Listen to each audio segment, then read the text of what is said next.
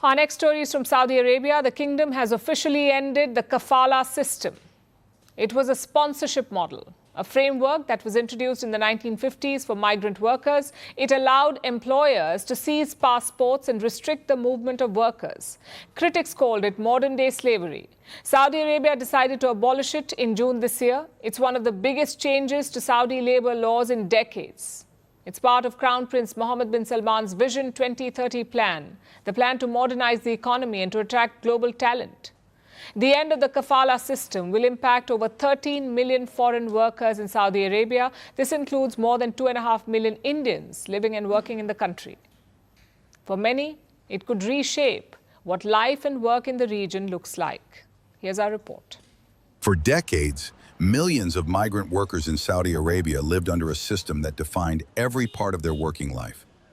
It was called the Kafala system. In Arabic, Kafala means sponsorship. It was a system that tied every foreign worker to a local employer. That employer, called the kafil, held control over the worker's visa, job, and residence. Workers could not change jobs. They could not leave the country as their passports were confiscated, and they could not renew their permits without the sponsor's approval. It shaped the lives of millions.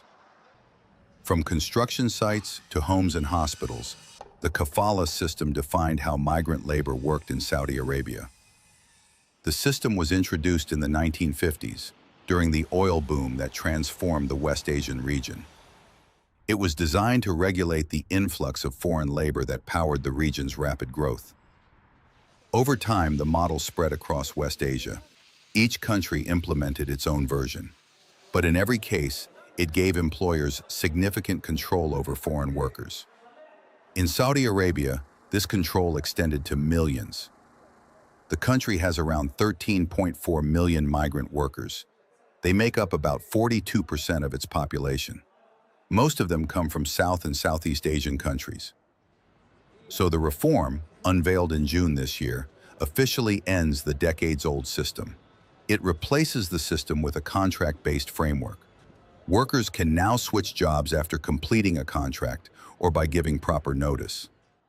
They can travel abroad without needing an exit visa or their employer's approval in most cases.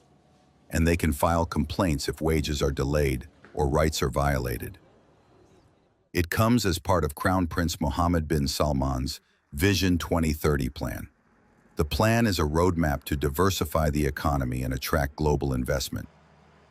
Neighboring Qatar had overhauled its labor rules before hosting the 2022 FIFA World Cup. Observers say Saudi Arabia's move follows that regional momentum for reform. For Indian workers, this could be a turning point. Reportedly, more than 2.5 million Indians live and work in the country.